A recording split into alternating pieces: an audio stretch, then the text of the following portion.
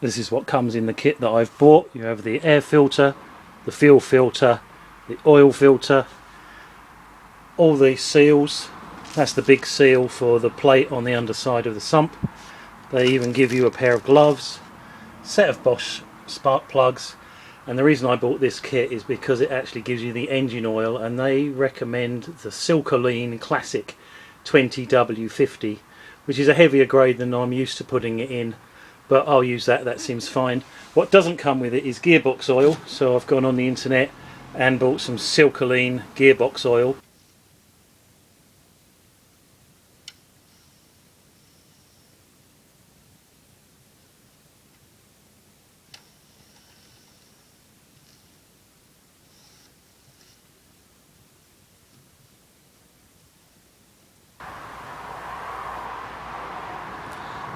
I'm going to drain the engine oil and the gearbox oil at the same time, and whenever you change oil, always make sure that you can undo the filler plugs.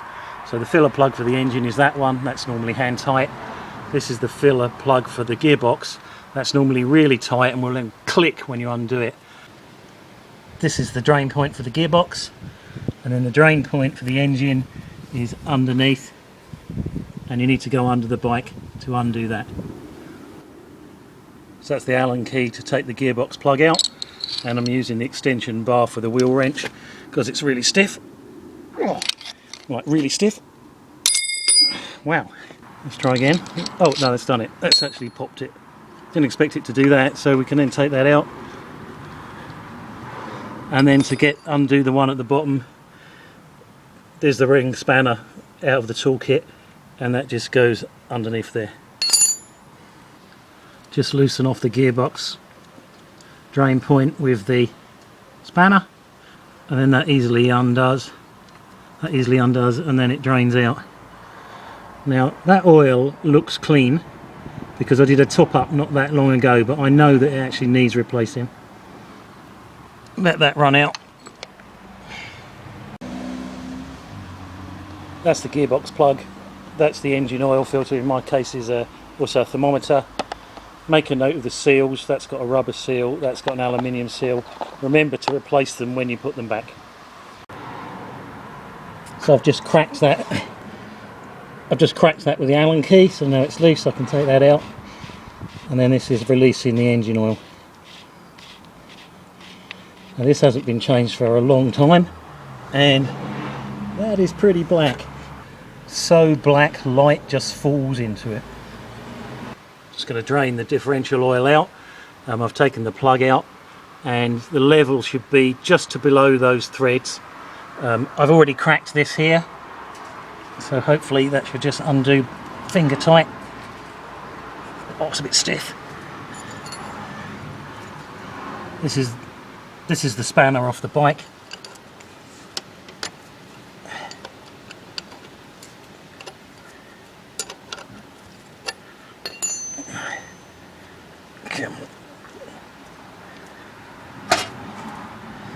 And that's really close to the tyre, so you have to get that right up close. You can see here the sealing ring has actually disintegrated, so that definitely needs replacing. While those two are draining, I'm going to change the plugs. So first I have to take off the cover, which has got 3 Allen heads, and then pull the plugs out and replace them. Just take the last one out, that comes out. And then you can see the plug caps. They've got these pull tags on them, so you need a pair of pliers to pull each one out. It's worth doing them one at a time, so you don't lose track of where the plug caps are. The plug socket has this nylon ring on it, and it slots into the end of the wheel wrench to make it easy to undo. Just push it in until you can feel it connect, and then you can just undo it as a two-hand job. Just look at the condition of the old spark plugs. That's a little bit wet, but the bike hasn't been run for a couple of weeks, and you tend to get leakage down into there. It's the right colour and it's the right consistency. It's actually in really good condition. And what I tend to do with these plugs is I keep them on the bike just in case the brand new ones fail. These are NGKs, which I actually prefer to the Bosch. There's probably no difference, it's just superstition, I think. Check the spark plug gap before you put it back in. The factory set to 25 thou, which should be correct. Make sure they didn't get dented in the packaging. You see that the Bosch plug is a bit chunkier than the NGK one, and also it's got a larger electrode. Again, I don't think that makes any difference. They're both spec'd for this bike.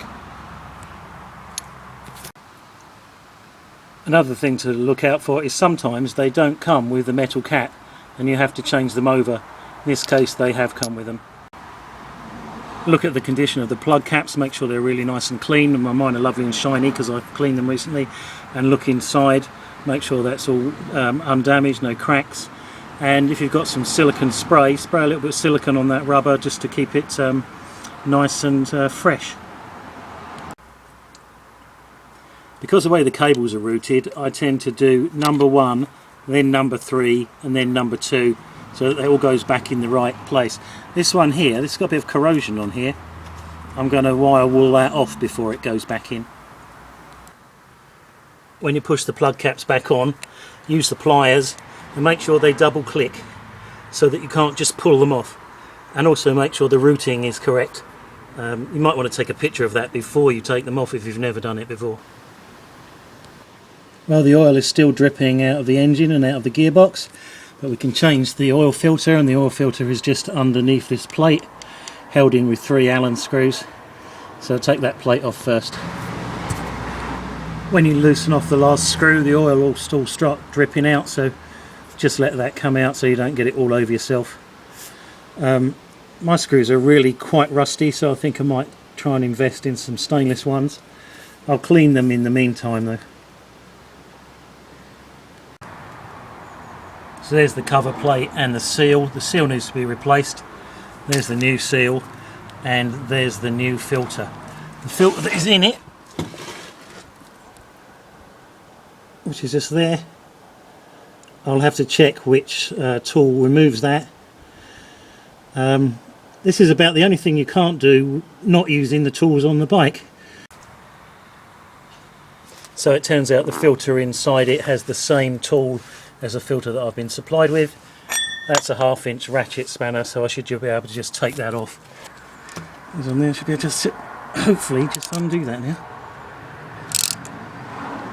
Yeah, feels like it's going round.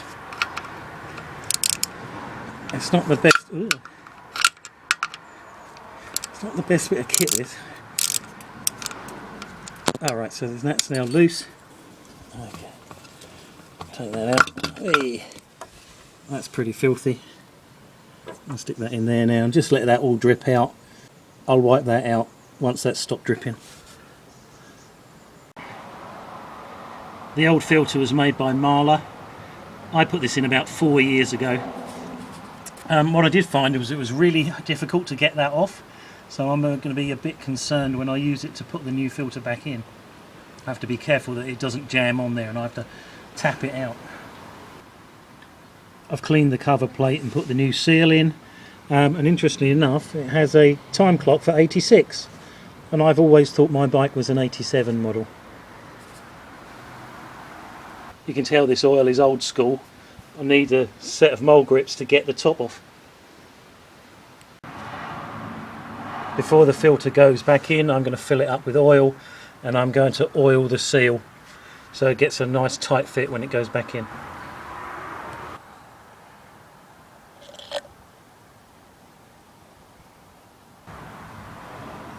The differential drain plug is different to the others. It's got a magnet on it.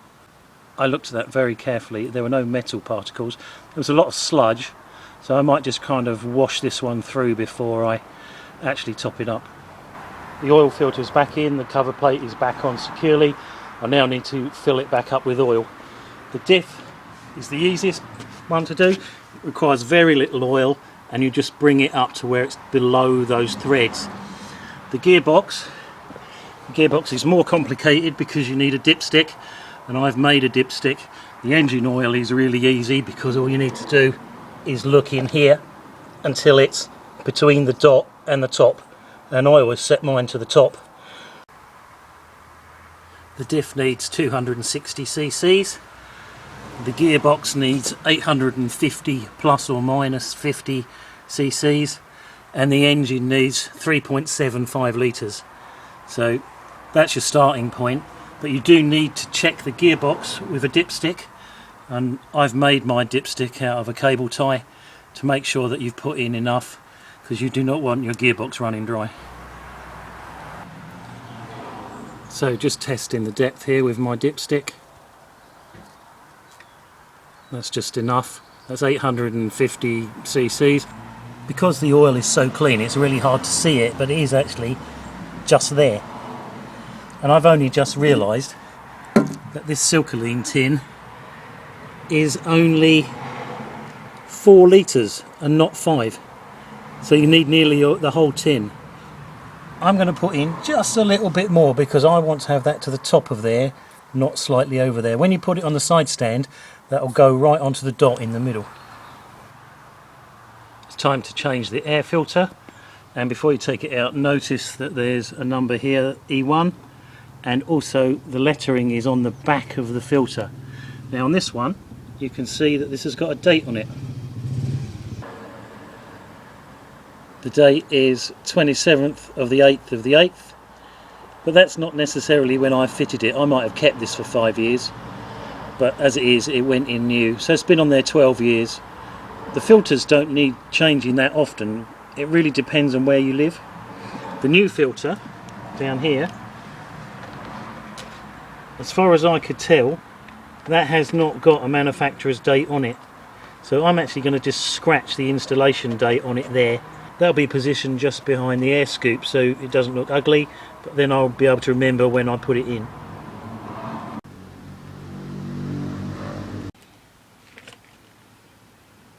To get the filter out, you need the screwdriver from your kit, and you just get under these and click them off.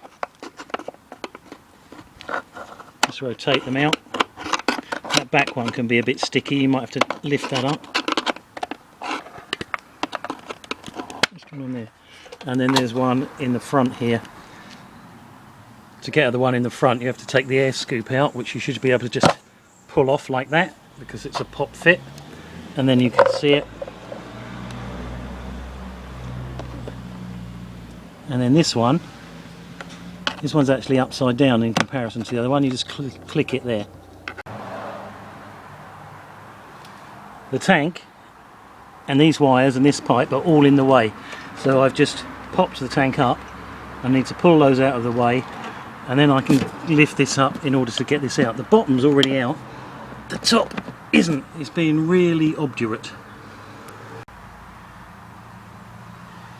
Pull it up, turn it to the side, and then you can get it out. That was a right old game, and to be honest, looking at that filter, that's not actually worth changing, is it? Look. To put the new one in, turn the box out, slide this in underneath it, make sure that the top is pointing to the top, and then you should be able to just rotate it back in, and that's it done. Now this one's easy to get on. The trick with putting the clips back on is to get the loop seated in there, and then just click it in. The one at the back there, you need to get your hand right in there and just click that in, and then the one at the front here, which is underneath this pipe, make sure you've got the head of the loop in, and then that one clicks downwards rather than upwards. The trick with getting the air scoop back on, because it's often quite difficult to get it in there, is just spray a little silicone lube on there, and that should help it pop back in. Manipulate it and then bang it in. That's it. And now that's correctly seated there, and the fairing can go back on. This is the fuel filter. This is a Mahler. It says it's made in Germany, and the fuel filter comes out of the tank. So obviously you need to undo this. Take the 4 screws out, and that should just lift out. There's a seal there, make sure that's in good condition. If you look inside the tank from the front, you can see the fuel filter is there, so you need to get at that. This is the pipe that comes from the fuel pump, and if you see beyond that, That's the connection that you have to undo in order to get the fuel filter out. So you need a long flat bladed screwdriver to undo that. That's the screwdriver from the BMW toolkit, and it is just long enough, almost as though they designed it to do the job, to get in there and undo that. Once you've loosened this part off, you reach inside the tank and you get hold of this and you just twist it and then gently ease it off, and then you can lift it out on its umbilical. But be very careful, because in there is the sender for the fuel level gauge, and you do not want to damage that. So now what we have to do is study that, undo this clip, and put it back together the same way as it came out. This is the new filter ready to go back in, and what I did is I used the flow line there to line up the two clips, and both of those clips are facing me, and the other end, the clip actually faces the opposite way round, because we're going to put it into the tank and revolve it and turn it over like that, being careful not to snag the level sender when you put it back in. So there it is, back in position. I folded over the main pipe, which you can just see there coming from the fuel pump, and I've also made sure that this breather pipe is correctly inserted. Now it's just a matter of putting the cap back on and remembering that when you start the bike there's no fuel in the filter, so it may gag a little bit before it gets going. Out of interest, I've sawn the filter in half, and you can see it's pretty black inside, and I've also just noted it's actually dated 2008-08, so that's when I did the last major service, so that's 12 years ago, which I think is roughly equivalent to about 12,000 miles. That's done pretty well. So that's the major service done. That's all the oils, the engine, the gearbox, the diff, the fuel filter, the air filter, the plugs, and all done using the bike toolkit.